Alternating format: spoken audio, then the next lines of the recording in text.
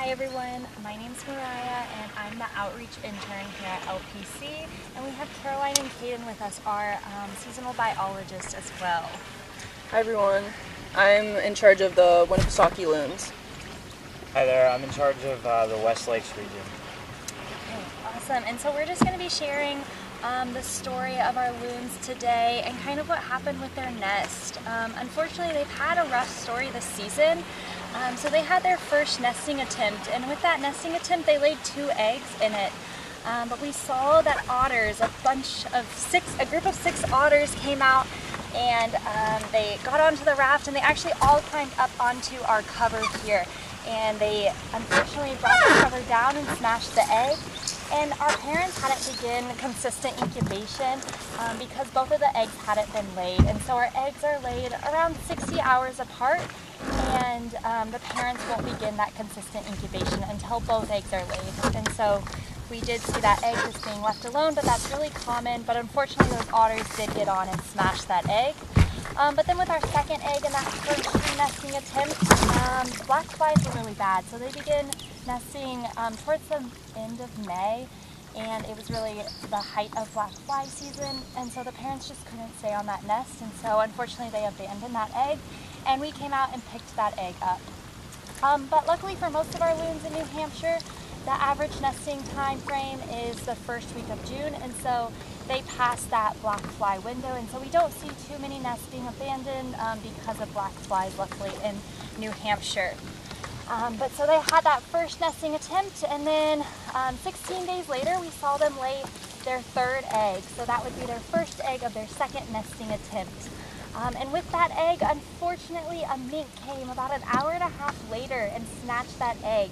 And so we've seen a lot of predation happening on this nest, and not even predation of the egg being taken, but just as well as being like smashed. So a lot of natural threats that our loons here were facing this season. But then luckily our loons persevered, and they laid that 4th egg about 60 hours later. And with that 4th egg, they didn't begin incubation, but then we thought that that was their last egg, because usually our loon clutches are just 1 to 2 eggs. And in really rare cases, we do see those 3 eggs. And in this case, we did get to see those 3 eggs getting laid. And so we had that 4th and 5th egg laid on this nest, which was really interesting to be able to watch and to see. And so after that 5th egg was laid, they did begin that consistent incubation. And for our loons, incubation duties are shared equally between both of the adults, so both parents will take on those duties. And our parents were doing really good. Unfortunately, we had a few heat waves that came through, and so it was getting really hot for our loons here. After about 75 degrees, our loons begin panting on the nest, and it's just kind of like how a dog pants, losing that heat through that. And the other way that they can get cool is by getting into the water too. And so when they're on their nest, they might take a few dives when it's those hot days just to cool down a little bit.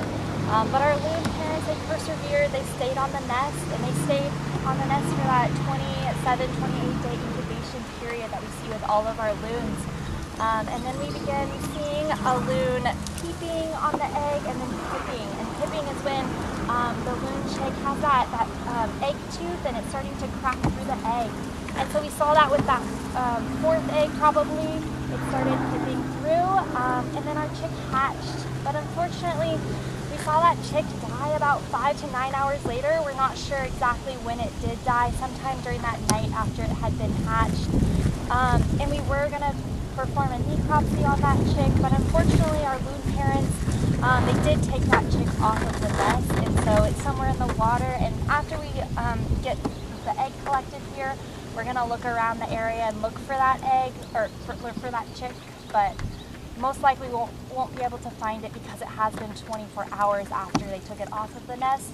And we didn't come any sooner to collect it because we did see our parents, they were still incubating this egg, this final egg. And so we didn't want to disturb them or threaten them in any way that they would take away from incubating this egg.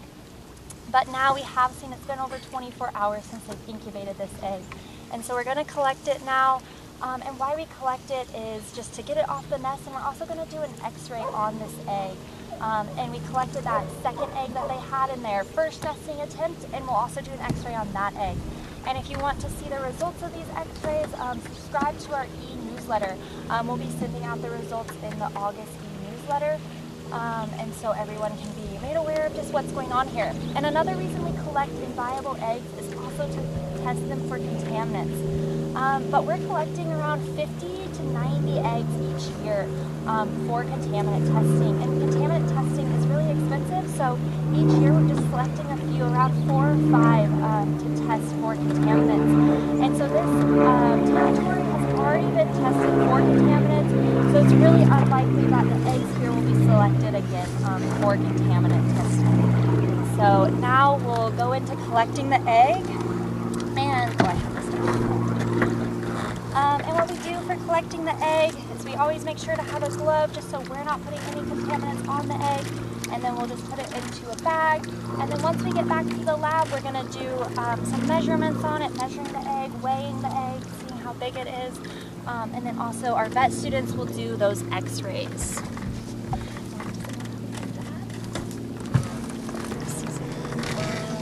Yeah, I did.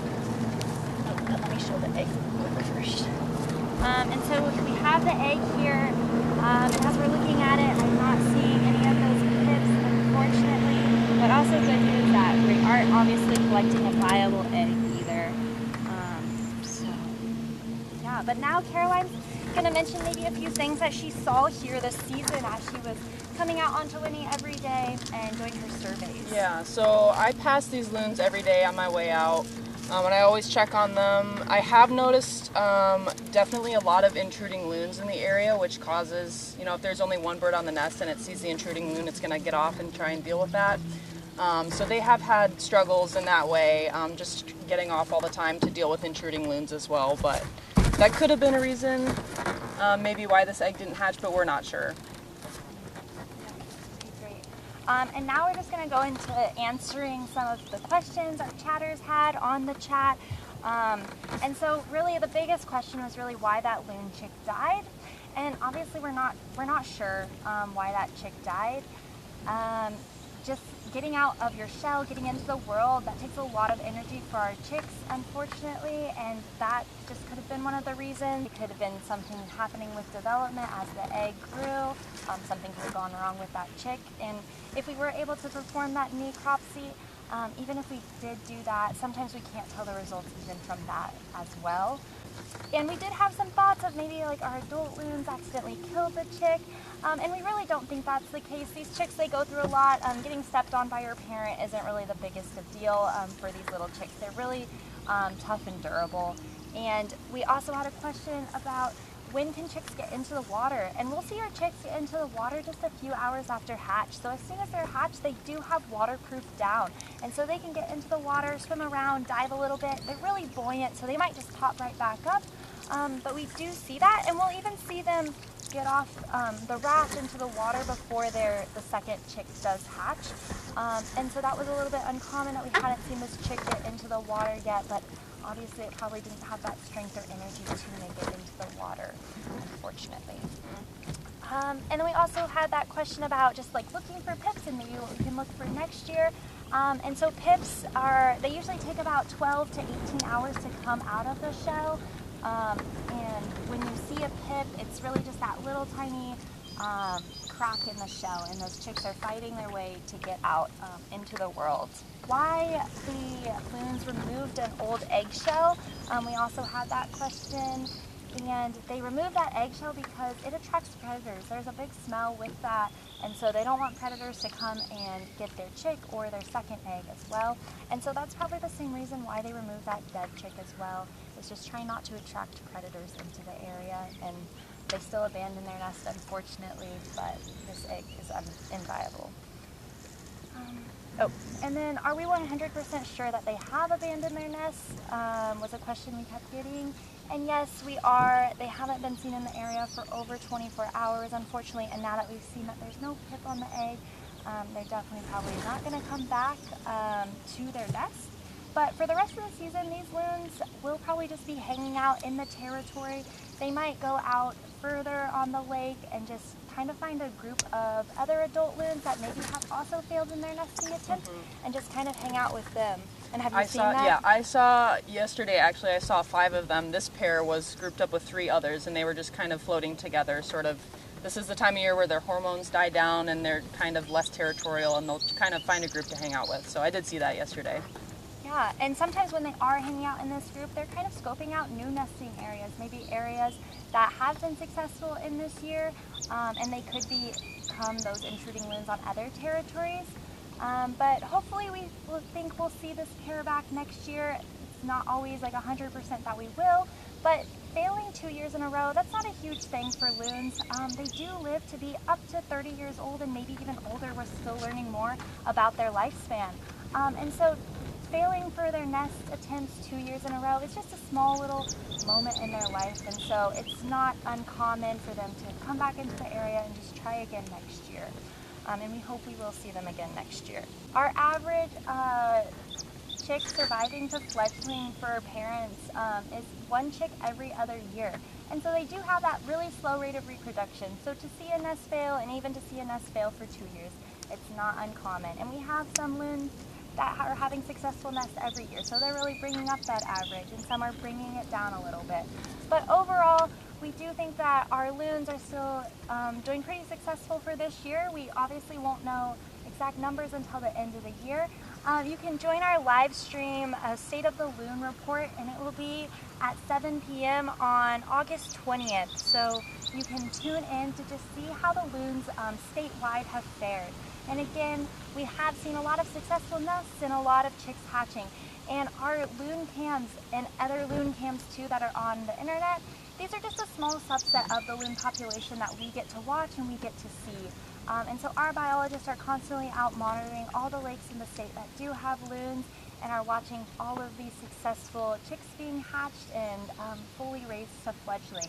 And so we are hopeful that this year still will be a good year, but still we don't know those numbers exactly yet. Fortunately, we do have about 26 nesting pairs on Lake Winnipesaukee, and we currently have about 15 chicks that are actively growing, doing great, ready to take on the world. And then we do also still have 10 more incubating nests, so we are expecting more chicks currently. Okay, so overall we can see that our loon population, it still is increasing, which is really great, but our loons, they do face a ton of threats, and not only these natural threats that we've kind of seen here with our loons on this nest, but they also face a lot of man-made threats. So we see those rising temperatures of our loons really panting a lot more than they have historically in the past. Of even boats just driving by, and we've seen some really big wakes getting up onto this nest, and this is a floating nest, so it will rise and fall with water level fluctuations, but it still can be affected by those wakes. And when a nest is maybe on shore or on an island, you can really see the effect that water level would have on that nest, unfortunately. And then we've also seen avian malaria start showing up in our loons, unfortunately. And the first case was in 2015, and that's really affected nesting loons, especially females. And if you remember, LoonCam 1 last year, that male died from avian malaria, and we saw that the male had been incubating more at dawn and dusk and during the nighttime when mosquitoes are really worse. And so our LoonCams, they not only give us a really intricate showing of a loon's life, but they give us a lot of data for the future that we can put into research and understand a loon's life more. And so it is really a great source to learn from and to learn from for everyone, for biologists and for the people in the public as well.